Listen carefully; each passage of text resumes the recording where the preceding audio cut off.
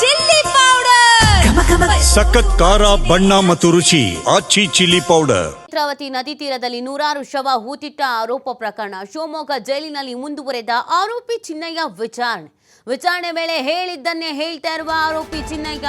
ಕೋರ್ಟ್ನಲ್ಲಿ 10 ಶವಗಳ ರಹಸ್ಯ ಬಿಚ್ಚಿಟ್ಟಿದ್ದ ಚಿನ್ನಯ್ಯ. ಆದ್ರೆ ಜೈಲಿನಲ್ಲಿ ಎಸ್ಐಟಿ ವಿಚಾರಣೆ ವೇಳೆ ಗೊಂದಲಕಾರಿ ಹೇಳಿಕೆ. ಒಂದೇ ಜಾಗದಲ್ಲಿ 10 ಶವ ಹೂತಿಟ್ಟಿದ್ದು ನಿಜ ಎಂದ ಚಿನ್ನಯ್ಯ. ಆದ್ರೆ ಬೇರೆ ಬೇರೆ ದಿನಗಳಲ್ಲಿ ಶವ ಹೂತಿದ್ದಾಗಿ ಚಿನ್ನಯ್ಯ ಹೇಳಿಕೆ. ಆದ್ರೆ ಯಾವ ದಿನ ಯಾವ ವರ್ಷ ಏನೂ ನೆನಪಿಲ್ಲ ಅಂತ ಹೇಳ್ತಾ ಇರೋದು. ಅಲ್ಲದೆ ಪೊಲೀಸ್ ಪ್ರಕ್ರಿಯೆ ನಡೆಸಿಯೇ ಶವ ಹೂತಿದ್ದಾಗಿ ಹೇಳಿಕೆ. ಕೋರ್ಟ್ನಲ್ಲಿ ಹೇಳಿದ 10 ಶವಗಳ ರಹಸ್ಯದ ಬಗ್ಗೆ ಎಸ್ಐಟಿ ಇದೀಗ ವಿಚಾರಣೆಯನ್ನು ಚುರುಕುಗೊಳಿಸಲಾಗಿದೆ. 2 ದಿನ ಅವಕಾಶ ಕೊಟ್ಟಿದ್ರು ಕೋರ್ಟ್ನಲ್ಲಿ, 2 ದಿನ ವಿಚಾರಣೆ ಮಾಡಿ ಅಂತ. ನಿನ್ನೆ ಮತ್ತು ಇವತ್ತು ವಿಚಾರಣೆ ಮಾಡ್ತಾ ಇದ್ದಾರೆ. ಬಟ್ ಚಿನ್ನಯ್ಯ ಮಾತ್ರ ಹೇಳಿದ್ನೇ ಹೇಳ್ತಾ ಇದ್ದಾನೆ. ಗೊಂದಲದ ಹೇಳಿಕೆಗಳನ್ನು ಕೊಡ್ತಾ ಇದ್ದಾನೆ. ಕೋರ್ಟ್ನಲ್ಲಿ ಹೇಳ್ದಂಗೆನೆ 10 ಶವ ಹೂತಾಕಿದ್ದು ಹೌದು ಅಂತೆ. ಆದರೆ ಯಾವ ವರ್ಷ, ಯಾವಾಗ, ಎಲ್ಲಿ, ಏನು ನೆನಪಿಲ್ವಂತೆ. ಜೊತೆಗೆ ಒಂದೇ ಸಲ 10 ಶವ ಅಲ್ವಂತೆ, ಬೇರೆ ಬೇರೆ ಸಲ ಅಂತ ಹೇಳ್ತಾ ಇದ್ದಾನೆ. ಅದು ಅಲ್ಲದೆ ಕಾನೂನಿನ ಪ್ರಕಾರ ಪೊಲೀಸರು ಇದ್ದಾಗಲೇ ಹೂತಾಕಿರೋದು ಅಂತ ಬೇರೆ ಹೇಳ್ತಾ ಇರೋದು. ಎಸ್ಐಟಿಗೆ ಈ ವಿಚಾರಣೆ ಸಂದರ್ಭದಲ್ಲಿ ದೊಡ್ಡ ತಲೆನೋವು ಇದು ಅಂತ ಅಂದರೆ ತಪ್ಪಾಗ್ಲಿಕ್ಕಿಲ್ಲ. ಚಿನ್ನಯ್ಯ ಯಾಕೆ ಈ ಥರ ಸ್ಟೇಟ್ಮೆಂಟ್ಗಳನ್ನ ಕೊಡ್ತಾ ಇದ್ದಾನೆ? ಬೇಕು ಅಂತ ಕನ್ಫ್ಯೂಷನ್ಸ್ ಮಾಡ್ತಾ ಇದ್ದಾನಾ? ಆತನೇ ಕನ್ಫ್ಯೂಸ್ ಆಗ್ತಾ ಇದ್ದಾನಾ? ಈ ತನಿಖೆ ಮುಗಿಯೋದಕ್ಕಾಗದೇ ಇಲ್ವಾ ಅನ್ನೋ ಪ್ರಶ್ನೆ ಹುಟ್ಕೊಳ್ತಾ ಇದೆ. ಯಾಕಂದರೆ SIT ಬಲಿಯಲ್ಲಿದ್ದಾಗಲೇ SIT ತನಿಖೆ ಮಾಡ್ತಿದ್ದಂಥ ಸಂದರ್ಭದಲ್ಲೇ ಚಿನ್ನಯ್ಯ ಏನೂ ಹೇಳಲಿಲ್ಲ. ಆಯಿತು, ತನಿಖೆ ಎಲ್ಲ ಮುಗೀತು ಅಂತ ಜೈಲಿಗೆ ಕಳಿಸಿದ ಮೇಲೆ ಕೋರ್ಟ್ನಲ್ಲಿ ಹೇಳಿರೋದಿದೆಯಲ್ಲ, ಇದು ಈಗ ಸಮಸ್ಯೆ ಆಗಿರೋದು. ಈ ಬಗ್ಗೆ ಮತ್ತಷ್ಟು ಮಾಹಿತಿನ ನೀಡ್ತಾರೆ ನಮ್ಮ ಪ್ರತಿನಿಧಿ ಆದಿತ್ಯ. ಚಿನ್ನಯ್ಯಂದು ಹಳೇ ರಾಗ ಅನ್ನೋದು ಗೊತ್ತಾಗ್ತಾ ಇದೆ. ಹೇಳಿದ್ನೇ ಹೇಳ್ತಾ ಇದ್ದಾನೆ, ಗೊಂದಲದ ಹೇಳಿಕೆ ಕೊಡ್ತಾ ಇದ್ದಾನೆ ಅಂತ. ಸಮಯಾವಕಾಶ ಇಲ್ಲ, 2 ದಿನ ಇದ್ದಿದ್ದು. ಈಗ ಏನ್ ಮಾಡ್ತಾರೆ SIT ಅಧಿಕಾರಿಗಳು?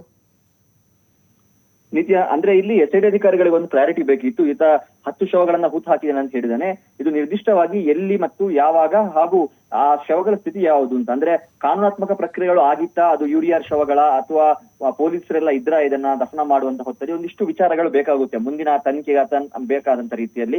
ಹಾಗಾಗಿ SIT ಅಧಿಕಾರಿಗಳು ನಿನ್ನೆಯಿಂದ ಅದನ್ನ ಶಿವಮೊಗ್ಗ ಜೈಲಿನಲ್ಲಿ ವಿಚಾರಣೆ ಮಾಡ್ತಾ ಇದ್ದಾರೆ. SP ಸೈಮನ್ ಅವರಿಗೆ ಹೋಗಿ ವಿಚಾರಣೆಯನ್ನ ಮಾಡ್ತಾ ಇರುವಂತದ್ದು. ಆದ್ರೆ ಈ ಸಂದರ್ಭ ಈ ಚಿನ್ನಯ್ಯ ಒಂದಿಷ್ಟು ಮಾಹಿತಿಗಳನ್ನ ಕೊಟ್ಟಿದ್ದಾನೆ ಅನ್ನುವಂತ ಮಾಹಿತಿಗಳು ಕೂಡ ಇದೆ. ಪ್ರಮುಖವಾಗಿ ಪೊಲೀಸ್ ಪ್ರಕ್ರಿಯೆಯನ್ನ ಮಾಡಿ ಅಲ್ಲಿ ಶವ ಹೂತಿರುವುದು ಅನ್ನುವಂಥದ್ದನ್ನ ಆತ ಮತ್ತೆ SIT ವಿಚಾರಣೆಯಲ್ಲಿ ಹೇಳಿದ್ದಾನೆ.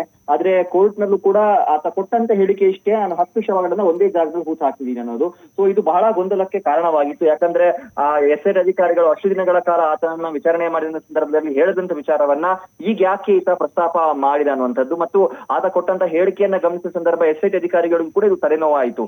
ಯಾಕಂದ್ರೆ ಡೇ 1 ಇಂದ ಇಲ್ಲಿವರೆಗೂ ಕೂಡ ಯಾವುದೇ ರೀತಿ ಅಂದ್ರೆ ಮುಂದಿನ ದಿನಗಳಲ್ಲಿ ಎಷ್ಟೇ ವರ್ಷಗಳು ಕಳೆದ್ರು ಕೂಡ ಈ ಪ್ರಕರಣವಾಗಿ ಇಲ್ಲೆಲ್ಲೋ ಒಂದ್ ಕಡೆ SIT ಅಧಿಕಾರಿಗಳು ಎಡವಿದ್ರು, ಅವರ ತನಿಖೆಯ ಹಾದಿ ತಪ್ಪಿತ್ತು ಅನ್ನೋಂತ ರೀತಿಯ ಆರೋಪಗಳು ಬರಬಾರ್ದು ಅನ್ನೋ ಕಾರಣಕ್ಕೆ ಡೇ 1 ಇಂದ ಏನೇ ಗೊಂದಲಗಳಿದ್ರು ಕೂಡ SIT ಅಲ್ಲಲ್ಲಿ ಅದಕ್ಕೆ ಕ್ಲಾರಿಟಿಯನ್ನ ಕೊಡ್ತಾ ಬರೋದನ್ನ ನಾವು ಗಮನಿಸಬಹುದು. ಅದು ಉತ್ಖನನ ಸಂದರ್ಭ ಆಗಿರ್ಬೋದು, ಬುರುಡೆ ಚಿನ್ನಯ್ಯನ ಅರೆಸ್ಟ್ ಆದ ಬಳಿಕವೂ ಕೂಡ ಆಗ್ಬೋದು. ಹಾಗಾಗಿ ಇದನ್ನ ಯಾಕೆ ಉಳಿಸಬೇಕು ಅನ್ನುವಂತ ರೀತಿಯಲ್ಲೂ ಕೂಡ SIT ಇದನ್ನ ಬಹಳ ಗಂಭೀರವಾಗಿ ಪರಿಗಣಿಸಿತ್ತು.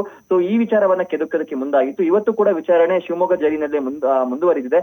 ಸೊ ಇವತ್ತು ಕೂಡ ತುಂಬಾ ಸುದೀರ್ಘವಾಗಿ ಆತನನ್ನ ವಿಚಾರಣೆಗೆ ಒಳಪಡಿಸುವ ಸಾಧ್ಯತೆ ಇದೆ.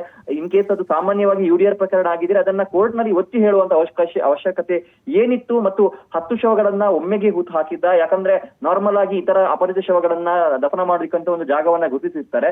ಬೇರೆ ಬೇರೆ ಸಮಯದಲ್ಲಿ ಶವಗಳು ಸಿಕ್ಕಂತ ಸಂದರ್ಭದಲ್ಲಿ ಅದನ್ನ ಷರತಿ ಸಾಲಿನಲ್ಲಿ ದಫನ ಮಾಡುವಂತದ್ದು ಸಾಮಾನ್ಯವಾಗಿ ನಡೆಯುವಂತ ಪ್ರಕ್ರಿಯೆ. ಇದನ್ನ ಯಾಕೆ ಈತ ಇಷ್ಟು ವೈಭವೀಕರಣ ಮಾಡಿ ಕೋರ್ಟ್ ನಲ್ಲಿ ಹೇಳ್ದ ಅನ್ನುವಂಥದ್ದು ಕೂಡ SIT ಅಧಿಕಾರಿಗಳಿಗೆ ಕಾಡ್ತಾ ಇದ್ದಂತ ಪ್ರಶ್ನೆ. ಹಾಗಾಗಿ ಈತ ಸುಮ್ಮನೆ ಈ ಹಿಂದಿನ ಹೇಳಿಕೆಗಳನ್ನ ಕೊಟ್ಟಿದ್ನೋ ಆ ರೀತಿ ಈ ಬಾರಿ ಇಲ್ಲ. ಸೊ ಅದನ್ನ ತೀವ್ರ ವಿಚಾರಣೆ ಒಳಪಡಿಸ್ತಾ ಇದ್ದಾರೆ. ಏನೇ ವಿಚಾರ ಇದ್ರು ಕೂಡ ಇವತ್ತೇ ಹೇಳಬೇಕು ಅನ್ನೋದು ಮತ್ತು ಚಿನ್ನಯ್ಯನ ಒಂದೊಂದು ಹೇಳಿಕೆಗಳು ಕೂಡ ಪ್ರಕರಣಕ್ಕೆ ತಾರ್ಕಿಕ ಅಂತ್ಯವನ್ನ ನೀಡುವಂತ ಯಾವುದೇ ಲಕ್ಷಣಗಳು ಕಾಣಿಸ್ತಾ ಇಲ್ಲ. ಇನ್ನೇನು ಚಾರ್ಜ್ ಶೀಟ್ ಅನ್ನ ಮಾಡಿ ಅಥವಾ ವರದಿಯನ್ನ ಸಲ್ಲಿಸಬೇಕು ಅನ್ನುವಂತ ತರಾತುರಿಯಲ್ಲಿ ಇದ್ದಂತ ಅಧಿಕಾರಿಗಳಿಗೆ ಮತ್ತೆ ವಿಘ್ನ ಎದುರಾಗಿತ್ತು ಇದನ್ನ ಹೇಳಿಕೆಯಿಂದ. ಹಾಗಾಗಿ ಇವತ್ತಿನ